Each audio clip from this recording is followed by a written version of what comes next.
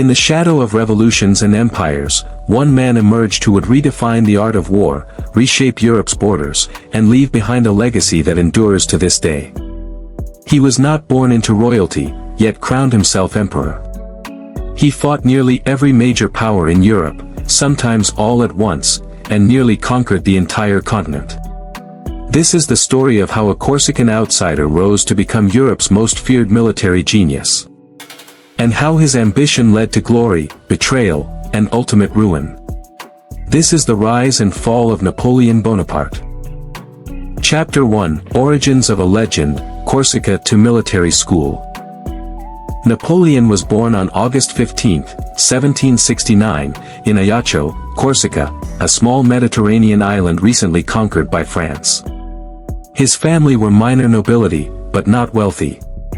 At age 9, Napoleon was sent to mainland France to study in military academies. There, the young Corsican faced prejudice for his accent, heritage, and poverty. But he excelled in mathematics, history, and military theory. By 16, he was commissioned as a second lieutenant of artillery.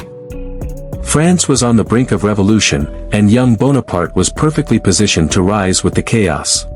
Chapter 2: Revolution and Rise, French Revolution. When the French Revolution exploded in 1789, it swept away the old aristocracy, and created massive opportunities for ambitious young officers like Napoleon. In 1793, during the Siege of Toulon, he captured the city from royalists and their British allies. This brilliant maneuver won him promotion to brigadier general at just 24. In 1795, he famously saved the revolutionary government by firing grapeshot into a royalist mob, a move later dubbed the Whiff of Grapeshot. Soon after, Napoleon was given command of the Army of Italy, a ragtag force he would mold into a dominant power. Chapter 3: Italy Campaign and Tactical Genius. In 1796, Napoleon launched a lightning campaign across northern Italy.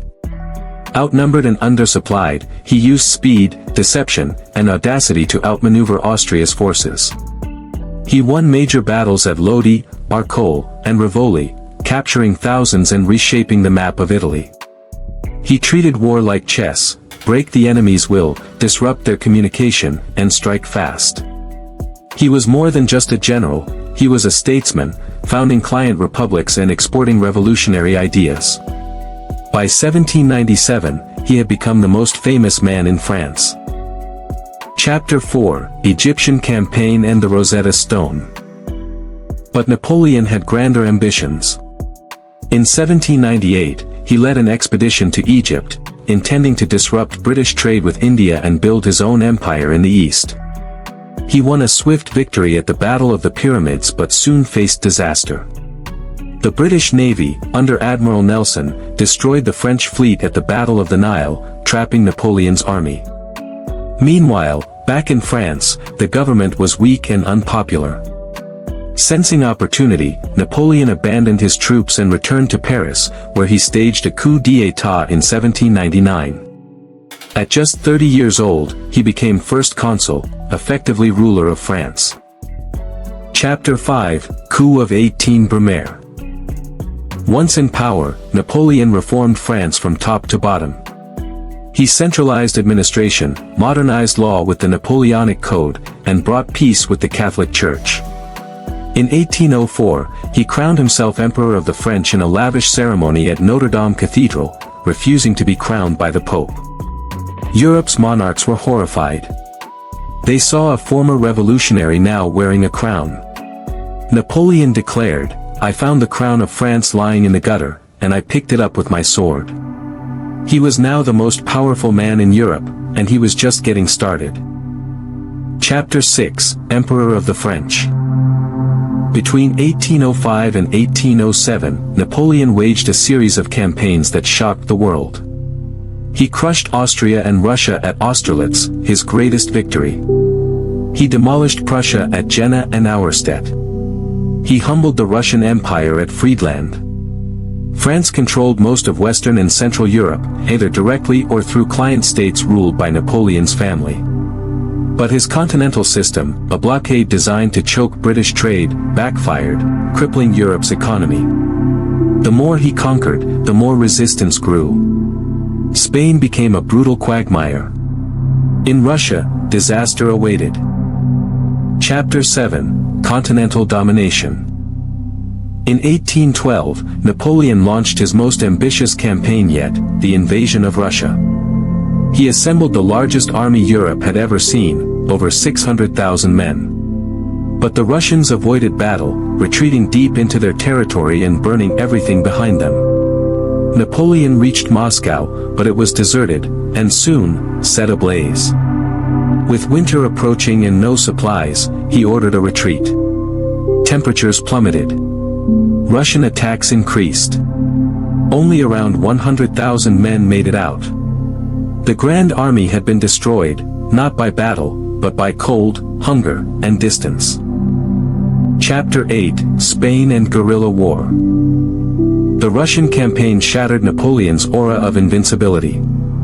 Across Europe, former allies turned against him. In 1813, the Sixth Coalition, Russia, Prussia, Austria, Britain, united to drive him back. At the Battle of Leipzig, also called the Battle of Nations, Napoleon was decisively defeated. By 1814, the Allies invaded France itself. Napoleon abdicated and was exiled to the island of Elba. But he wasn't done yet. Chapter 9, The Russian Invasion. In March 1815, Napoleon escaped Elba and returned to France. Soldiers sent to arrest him joined him instead, shouting, "Vive l'Empereur!" Thus began the 100 Days. Napoleon raised an army and marched into Belgium, hoping to defeat the Allies before they could unite.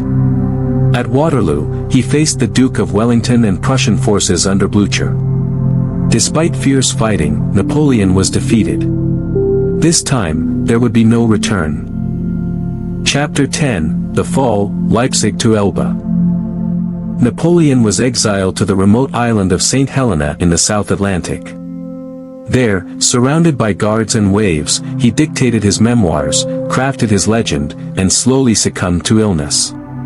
He died on May 5, 1821, at age 51. But his legacy lived on. Napoleon had changed warfare, redefined leadership, and reshaped Europe. His civil code influenced law worldwide. His image, both hero and tyrant, endures in history. He once said, "History is the version of past events that people have decided to agree upon."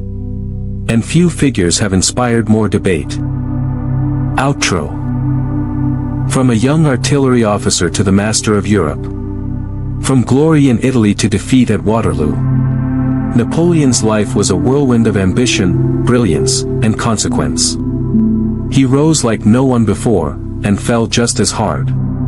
But through it all, he carved his name into history with fire and steel.